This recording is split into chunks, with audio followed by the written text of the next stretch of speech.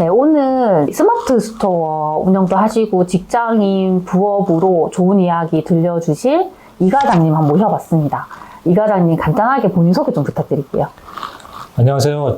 저는 회사를 다니면서 스마트 스토어 2개, 쿠팡, 지마켓, 옥션 등 총 9개의 쇼핑몰을 운영을 하고 있고, 직장인을 대상으로 스마트 스토어와 부업을 강의하고 있는 엔잡러 이 과장입니다. 현재 저는 이제 대부분의 그 매출은 스마트 스토어에서 발생하고 있는데요.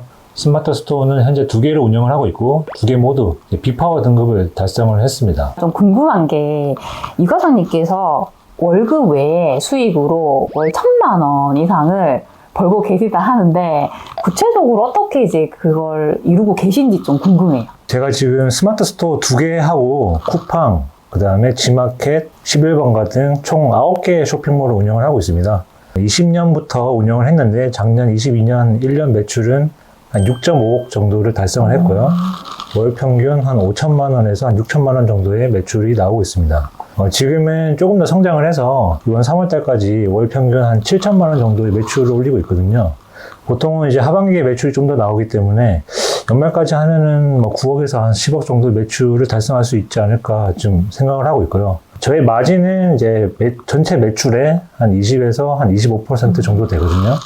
그래서 월 평균 뭐 한 1,000만 원에서 한 1,500만 원 정도 수익을 만들고 있습니다. 와, 너무 대단하신 것 같은데 그 스마트 스토어는 언제부터 시작을 하신 거예요? 스마트 스토어는 제가 이제 20년 3월 달부터 시작을 했습니다. 근데 처음부터 그렇게 수익을 내셨나요? 아니죠. 처음부터 수익을 내진 않았고요. 몇 번의 시행착오를 겪은 뒤에 이렇게 성장을 할 수가 있었습니다. 그러면 이제 시작하시고 보통 몇 년 정도가 되면 수익이 좀 발생하나요? 이제 그거는 이제 사람들마다 좀 다를 것 같거든요. 내가 어떤 경쟁력을 가지고 있느냐에 따라서 좀 다를 것 같은데, 저의 스토리를 좀 말씀을 드리면은, 저 같은 경우는 이제 19년도에 자가를 마련을 하고 대출을 많이 냈거든요. 거의 집값의 한 60에서 한 70% 정도의 대출을 냈는데, 그때는 맞벌이였음에도 불구하고 원금과 이자를 내고 나서 생활비가 촉박하더라고요. 좀 더 이제 그 현금 흐름을 만들어야겠다는 생각에 알아보다가 20년 3월 달에 류캔두이님 그 스마트 스토어 강의를 듣고 4월 달부터 이제 본격적으로 시작을 했습니다. 처음 한두 달 동안은 당연히 이제 수익이 안 났죠. 한두 달 동안은 이제 많은 시행착오를 겪었거든요. 일단은 남들 많이 하는 뭐 위탁 판매라든지 아니면 대량 등록 그런 방식으로 스마트 스토어를 운영을 했는데 2달 동안 거의 상품이 팔리지 않았습니다. 그래서 이제 상품을 다 삭제를 하고 좀 더 이제 다른 방향으로 좀 스토어를 운영을 해봐야겠다는 생각에 일단은 현재 어떤 상품이 인기 많은지 그런 것들을 모니터링을 하기 위해서 맘카페에서 이제 현재 잘 팔리는 상품들을 좀 이제 모니터링을 했거든요. 그 중에서 이제 특이한 상품을 하나 찾았는데 그 상품을 판매하고 있는, 공급하고 있는 그 거래처를 찾아보니까 딱 한 군데가 있더라고요. 그래서 거기 연락을 해서 내가 이 상품을 판매하고 싶은데 공급이 가능하냐라고 이렇게 문의를 했는데 처음에는 뭐 당연히 거절당했죠. 하지만 저는 이제 거기서 포기하지 않고 이 상품을 어떻게든 내가 가져와서 판매를 해봐야겠다는 생각에 PPT로 판매 전략을 15에서 한 20페이지 정도 만들어서 거기 담당자를 직접 찾아서 만나 뵙고 저의 판매 전략에 대해서 설명을 드렸습니다. 그렇게 만나서 이렇게 소통을 하고 나니 서로 간에 좀 신뢰가 좀 생긴 것 같더라고요. 그래서 저에게 이제 판매할 수 있는 이렇게 권한을 주더라고요. 그래서 처음에는 이제 그 업체에서도 그 스토어를 운영을 하고 있었는데 그 업체에서 운영하는 스토어 하나, 그리고 제 스토어 하나, 그리고 다른 업체에 또 하나 이렇게 판매할 수 있는 권한을 줘서 총 이제 3개의 업체에서 그 상품을 판매를 하게 되었거든요. 근데 처음 시작할 때는 그 제조사, 공급사에서 이미 시장을 어느 정도 점유한 상태였습니다. 그래서 제가 뭐 따라 판매했다고 하더라도 바로 많은 판매량이 나오진 않더라고요. 어쨌든 저는 이 상품을 이제 가져왔고, 어쨌든 실적을 냈어야 하기 때문에 맘카페라든지 뭐 블로그 체험단 이런 다양한 마케팅 활동을 했거든요. 일단은 뭐 부모님, 제 가족 아이디를 다 활용을 해가지고 맘카페란 맘카페는 다 가입을 해서 홍보글도 많이 올렸고요. 그 다음에 블로그 체험단도 많이 하였고 네이버 광고도 많이 했고요. 지역 오픈 카톡방 있잖아요. 그런 데도 들어가서 이제 제 상품의 판매 링크를 공유하고 그렇게 열심히 판매 활동을 했는데 조금씩 이제 그 판매량이 늘어나면서 시장 점유율이 조금씩 올라갔습니다. 그렇게 해서 이제 제 상품의 판매량이 증가하게 되었고 나중에는 이제 네이버 1위까지 차지하게 되었죠. 이런 방식으로 이제 저한테 독점으로 상품을 공급해주는 거래처를 한 3개 정도 만들었거든요. 그래서 상품 수도 많이 늘었고요.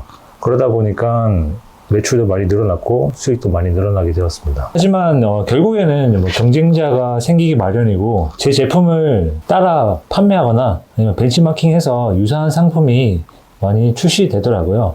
그래서 제 매출이 조금씩 줄어 들어가는 것을 봤고요. 그래서 이렇게 해서는 좀 경쟁력이 떨어지겠다 싶어서 두 번째 스토어를 준비를 했습니다. 두 번째 스토어 같은 경우는 저의 그 마케팅 능력을 좀 더 키우고 싶어가지고 마케팅과 제 스토어에 대한 브랜딩을 목적으로 두 번째 스토어를 기획을 해서 또 운영을 하였습니다.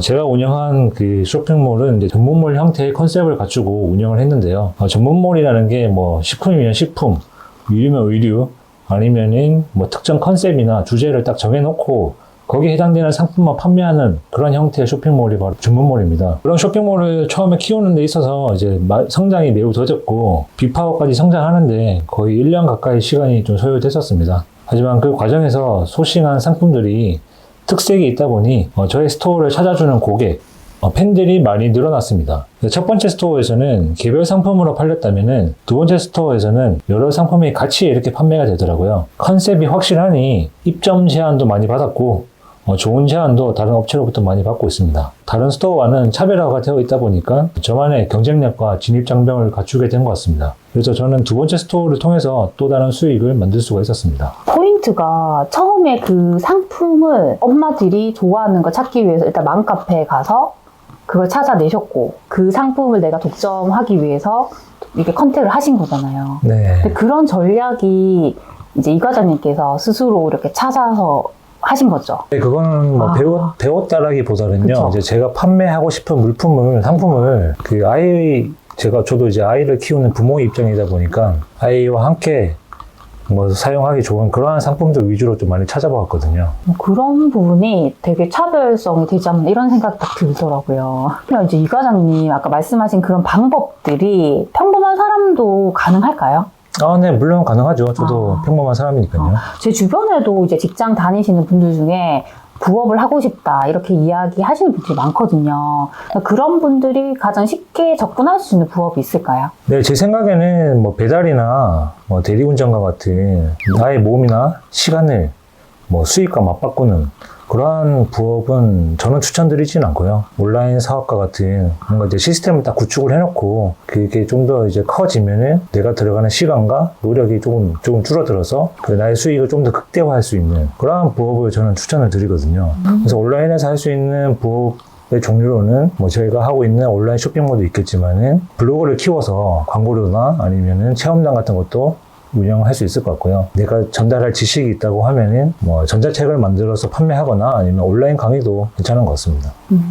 그 중에서 하나를 뽑는다고 했을 때는 뭐가 있을까요? 이제 사람마다 성향이 조금씩 다르겠지만은 저는 이제 온라인 쇼핑몰을 추천을 드립니다. 그럼 스마트 스토어를 말씀하시는 네, 거죠? 맞습니다. 이 과장님 그러면 스마트 스토어 처음 시작하시는 분들은 이걸 뭐부터 해야 되는지도 모르잖아요. 그럼 전체적인 좀 흐름에서 그 방법을 좀 알려주시면 좋을 것 같아요. 네, 일단 먼저 스마트 스토어를 공부를 해야겠죠. 유튜브를 봐도 되고 뭐 강의를 들어도 되는데 유튜브에는 정보가 좀 흩어져 있고 그 다음에 잘못된 정보를 전달하는 유튜버들도 많기 때문에 저는 이제 강의를 추천드립니다. 강의는 이제 너무 비싼 강의는 들으실 필요는 없을 것 같고요. 스마트 스토어가 무엇인지 그리고 온라인 판매가 어떻게 진행되는지 기초적인 정보만 배울 수 있는 그러한 강의면 충분할 것 같습니다. 그렇게 이제 강의를 듣고 어느 정도 이제 감을 잡으셨다면은 연습을 좀 해야겠죠. 상품을 소싱을 해서 나의 스토어에 등록을 하고 그 등록한 상품을 네이버 광고나 아니면 기타 다른 채널에 광고 활동을 하면서 그렇게 판매를 해 봐야 될 것 같고요. 그렇게 판매가 되면서 배송까지 해주는 이러한 과정을 연습을 해 가면서 제 몸에 익혀야 되고 그리고 그 업무를 하는데 필요한 소요 시간을 조금씩 단축해 나가야 될 것 같습니다. 그러면 이제 스마트 스토어에 대해서 정말 나 1도 모른다 이런 분들은 얼마 정도 시작을 해야지 수익을 낼 수 있을까요? 그 사람의 상황에 따라서 조금씩 다를 것 같거든요. 내가 지금 뭔가 독점으로 상품을 공급받아와서 판매가 가능하다라고 하면은 그런 사람들은 지금 바로 스마트 스토어를 시작하더라도 매출이 나오고 수익을 만들 수 있겠죠. 하지만 아무것도 없는 사람이라고 하면은 그 스마트 스토어를 키우기 위한 그 나만의 경쟁력을 좀 키워가야 되거든요. 제가 생각하기에 스마트 스토어를 성공적으로 운영하기 위한 경쟁력은 한 4가지 정도가 있을 것 같습니다. 어떤 상품을 독점으로 공급을 받거나, 어떤 우리나라에 출시되지 않은 상품을 다른 사람들보다 가장 먼저 빨리 가져와서 판매를 하거나, 아니면은 내가 그 어떤 상품을 제일 싸게 판매하거나, 그리고 마지막으로는 동일하거나 아니면 유사한 상품이 있다라고 하면은 그 상품을 뭐 광고나 마케팅을 잘 해서 판매하는 능력. 4가지 경쟁력이 있을 것 같은데요. 이 4가지 경쟁력 중에 뭐 직장인이 모든 것을 다 하긴 힘들 것 같고, 한두 가지라도 얼마나 빨리 그 경쟁력을 갖추냐에 따라서 매출이 나오는 시점이 결정될 것 같습니다. 제가 이전에 그 이과장님 블로그에서 봤는데 시즌성 상품인가? 혹시 그런 거 전략도 한번 얘기해 주면 좋을 것 같아요. 예를 들어서 이제 뭐 발렌타인데이 상품이라고 하면은 딱 떠오르는 게 이제 초콜릿이라든지 아니면은 사탕 이런 상품이잖아요. 뭐 초콜릿 그리고 뭐 사탕 이런 키워드로 공략을 하기에는 이 상품의 그 키워드 자체가 너무 크기 때문에 뭐 힘들 수 있지만은 뭐 초콜릿 만들기, 뭐 초콜릿 만들기 키트 이러한 키워드를 그 시즌에 노리면은 충분히 판매를 만들어낼 수 있거든요. 근데 그 판매를 해야 되는 시점을 사람들이 많이 찾는 시점보다 조금 더 앞서서 미리 상품을 등록을 해놓고 광고와 마케팅 활동을 통해서 네이버에 노출되는 나의 상품의 순위를 어느 정도 미리 끌어놓는다면은 사람들이 많이 찾는 그 시기와 딱 맞물려서 이 상품이 잘 많이 판매할 수 있는 그런 또 효과도 있을 수 있습니다. 아, 그 너무 좋은 팁인 것 같아요. 그리고 또 제가 제 주변에 스마트 스토어를 이제 하려고 하는데 또 고민하는 분들 중에 많이 하신 얘기가 이렇게 고객들이 막 연락이 왔을 때 내가 직장에 있는데 이거 어떻게 응대해야 될까 그런 얘기 또 많이 하시거든요. 네. 이제 이 과장님은 그런 거 어떻게 대처하시는지 좀 궁금해요. 네, 저도 이제 회사를 다니면서 그 고객 응대 이제 CS 업무라고 하죠. 그런 것들은 제가 다 대응을 하고 있는데요. 일단은 저는 전화번호를 2개를 분리를 해놓습니다. 휴대폰을 현재 지금 2개를 사용을 하고 있는데요. 하나는 제 개인 용도, 그리고 하나는 이제 그 스마트 스토어, 쿠팡 등 이제 사업 용도로 좀 사용을 하고 있고요. 그래서 고객센터는 첫 번째 휴대폰에 그 번호로 고객센터를 운영을 하고 있고요. 최대한 이제 그 고객들이 문의를 그 온라인으로 할 수 있게 유도를 많이 하거든요. 통화 연결음을 스토어의 고객센터는 온라인으로 운영을 하고 있기 때문에 온라인으로 연락을 달라고 이러한 문구를 통화 연결음으로 설정하기도 하고, 스토어 내에 이제 뭐 공지사항이라든지 아니면은 안내사항에 우리 스토어는 이제 고객센터를 온라인으로 운영하고 있으니 뭐 톡톡이라든지 게시판에 문의글을 남겨주세요. 이렇게 지금 글을 남기면서 유도를 하고 있습니다. 아, 그럼 통화 연결음 설정할 수 있는 그 앱이 있죠? 네, 통화 연결을 설정할 수 있는 앱이 있는데요. 아톡이라는 앱인데 3,300원 요금제만 결제하면은 통화 연결은 설정이 가능합니다. 아, 그럼 그렇게만 해도 내 업무에 지장 받지 않고 고객 응대를 충분히 잘할 수 있겠다. 그쵸? 네, 맞습니다. 예, 그래서 저는 오전에 접수된 그 고객 문의사항을 이제 점심시간에 해결하고요. 그리고 오후에 접수된 것은 이제 퇴근하고 처리하고 있습니다. 아, 진짜 꿀팁이네요. 근데 이 과장님께서는 지금 현재 대기업의 과장으로 일을 하시는 걸로 알고 있는데요. 지금 스마트 스토어도 하시고, 부동산 투자도 하시고, 강의도 하시고, 정말 여러 가지 일을 하시잖아요. 근데 어떻게 그렇게 시간 관리를 하면서 하시는지 되게 궁금해요. 네, 처음부터 이 일을 전부 다 했던 건 아니고요. 처음에 어떤 무엇인가를 시작을 하게 되면은 그것만 집중해서 올인해서 했습니다. 스마트 스토어를 시작을 할 때도 그것만 집중해서 했고, 수익이 나고 어느 정도 자리가 잡히고 난 다음에는 제가 업무에 투입되는 시간이 조금씩 줄어들더라고요. 또 그 시간을 줄이기 위해서 다른 아웃소싱 업체도 많이 활용을 했고요. 그렇게 하면서 좀 시간이 남으면은 또 다른 스토어를 하나 키우고, 그렇게 해서 또 똑같은 방식으로 또 키우면은 또 남는 시간은 온라인 강의라든지 아니면 블로그를 키운다든지 이런 루틴으로 지금까지 해와서 지금 현재 여러 가지 일을 할 수 있었던 것 같습니다. 그러면 그 직장 외의 시간을 활용해야 되는데 그 시간을 뭐 새벽에 일어나시는지 아니면 뭐 밤에 퇴근하고 하시는지 그런 것도 궁금해요. 사실은 뭐 회사에 있는 시간 외에는 전부 다 지금 부업 일을 하고 있거든요. 새벽에 일어나서 부업 일을 하는 편인데요. 새벽 몇 시에 일어나세요? 새벽 3시 반에 일어나고 있습니다. 그럼 몇 시에 주무시는 거죠? 잠은 한 10시 정도에 자고 있습니다. 대단하시네요. 네. 낮잠 못 주무시잖아요. 그쵸? 낮잠, 네. 아, 너무 대단하시네요. 궁금한 게, 뭐, 아웃소싱을 주신다고 하셨잖아요. 네. 또 어떻게 구체적으로 뭐 어떤 부분을 아웃소싱 주시는지 좀 궁금해요. 뭐 택배를 예로 들면요. 어쨌든 스마트 스토어를 통해서 물건이 판매가 되면은 내 상품을 고객들한테 택배를 통해서 택배를 보내줘야 되는데, 처음에 스토어를 운영을 할 때는 제가 직접 택배를 다 싸서 고객님들께 보냈거든요. 하지만 그런 업무는 단순 반복적인 업무이다 보니까 그런 업무를 외주 업체, 택배 대행해주는 업체가 있거든요. 그런 업체에 맡겨서 저의 시간을 줄여 나갔습니다.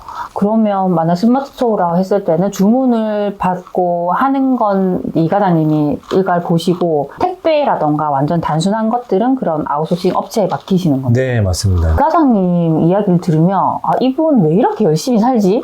뭐 이런 생각이 되게 많이 드는 거예요. 혹시 이렇게 열심히 사신 이유가 있으신가요?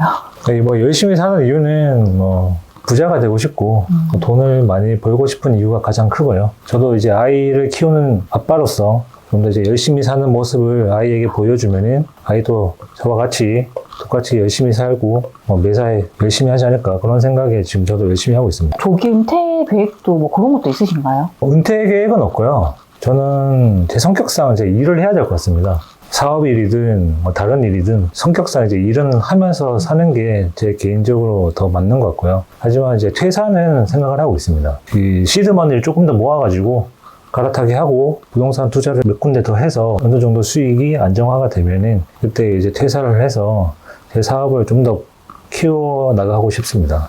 그때는 혼자서만 운영하는 게 아니라 직원도 채용하고 사무실도 하나 차리고 그렇게 제 사업을 좀 더 확대를 해나가고 싶고요.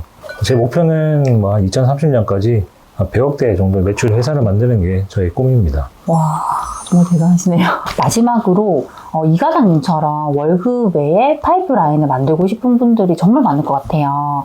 그분들에게 좀 해주고 싶은 조언이 있으면 좀 부탁드릴게요.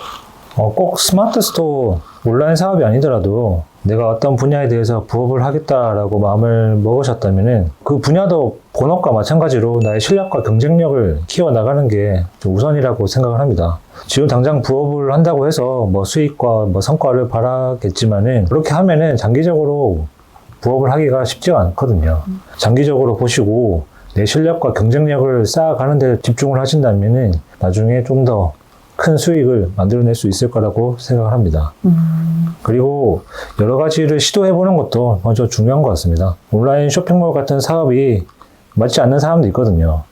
나와 잘 맞는 것을 좀 찾아야 되는데 그러기 위해서는 여러 가지를 도전을 해보고 경험을 해봐야겠죠. 큰 자본금이 들어가지 않는 것이라면 고민하는 것보다는 일단 시작해보는 게 제일 중요한 것 같습니다. 저는 이제 마지막에 일단 시작해보라는 그 말씀이 너무 와닿는 것 같습니다. 네. 또 바쁘신 가운데 이렇게 제 채널에 출연해주셔서 너무 감사드립니다. 그럼 우리 다음 시간에 만나요. 안녕.